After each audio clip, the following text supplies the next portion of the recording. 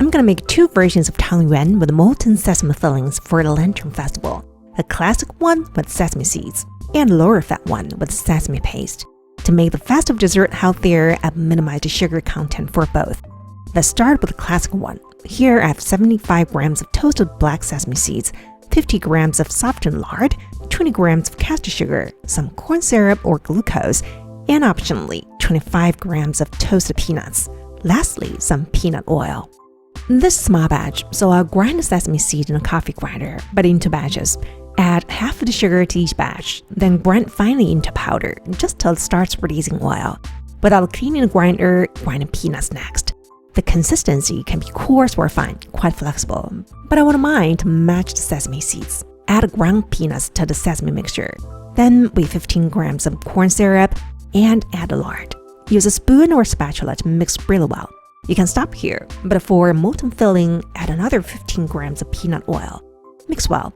The oil makes the filling softer and more pliable. Cover with plastic wrap and chill in the refrigerator overnight or freeze for a couple of hours till it hardens. Use a teaspoon to portion out the filling, but if you care about precision, weigh each to about 80 grams. This recipe makes 24 small fillings. Well, 25 to be exact, but I ate one. Freeze them for at least 15 minutes. Then roll each into small ball, cover with plastic wrap, and return to the freezer. They can be used right away or stored in a Ziploc bag for later. For the sesame paste version, you'll need 25 grams of toasted black sesame seeds, 30 grams of softened sugar, 20 grams of lard, and optionally 25 grams of toasted peanuts. The process is quite similar. First, finely grind sesame seeds with half of the sugar till it just starts releasing oil.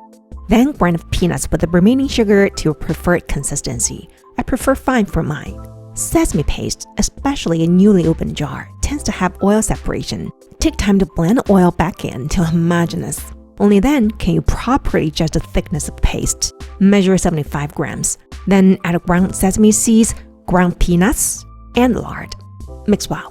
This feels easier than the previous version. Cover with plastic wrap and freeze for 30 to 60 minutes till it no longer sticks to your fingers. Portion it into 8-gram pieces. You'll get about 21 fillings. Freeze for another 15 minutes. Then roll each into a ball. Store them in the freezer. Now let's make the dough. In a large bowl, measure 200 grams of glutinous rice flour. Make a well in the center, and to it, slowly add boiling water while carefully stirring the nearby flour with chopsticks. This is a method my mom taught me. My guess is, in such freezing weather, concentrating heat in one spot maximizes starch gelatinization, enhancing the binding properties of glutinous rice flour. This makes the dough stickier and more elastic, reducing the risk of cracks. For reference, my kitchen temperature is only around 14 degrees. I ended up adding 143 ml of boiling water. Use your hands to mix till all the flour is moistened and it has a sandy-ish texture. Grab a handful and squeeze. If it stays together and doesn't crack when flattened, it's ready. Knead it into dough. It will become a little sticky, which is normal. Transfer dough to the counter. Knead another 3 minutes and shape it into a fat log. Then roll it out into a long, thin log. Divide it into 5 equal logs. Then divide each log further into 5 portions. If you care about precision, weigh each piece to about 13 grams. For each portion, find a smooth surface, roughly shape it into a ball, and roll it between your palms till smooth. Repeat with the rest, always keeping them covered with plastic wrap. To make Tangyuan, take 2 to 5 fillings out of the refrigerator at a time. Keep the rest in the freezer. Take a little portion, press a hole in the center with the thumb, and shape it into a small ball. Place a filling inside, press out any air, then gradually push the dough up to seal it. Roll it between your palms to form a smooth ball. Lightly coat with rice flour and cover with plastic wrap. Repeat with the rest. For the last portion, wrap it in plastic wrap and leave it on the counter. Let's see how it looks after a while. If you don't plan to eat them all, coat each Tangyuan well with glutinous rice flour. Place them side by side, cover with plastic wrap, and freeze for at least a few hours to harden. Finally, let's cook them. Bring a pot of water to boiling boil, add the Tangyuan, and let them cook. Once they float to the surface, continue cooking for another 2 to 3 minutes. And they're done. Different regions have different ways of serving them, but the simplest is to ladle them into a bowl with some of the starchy cooking water. The sesame filling is just what I'm looking for. Runny, but not too runny, with a rich sesame fragrance. and some little chunks of peanuts the coffee grinder failed to grind add a texture. If using frozen tangyuan, cook them a couple of minutes longer than fresh ones. This batch is made up of sesame paste and it also turned out well with a beautiful runny filling.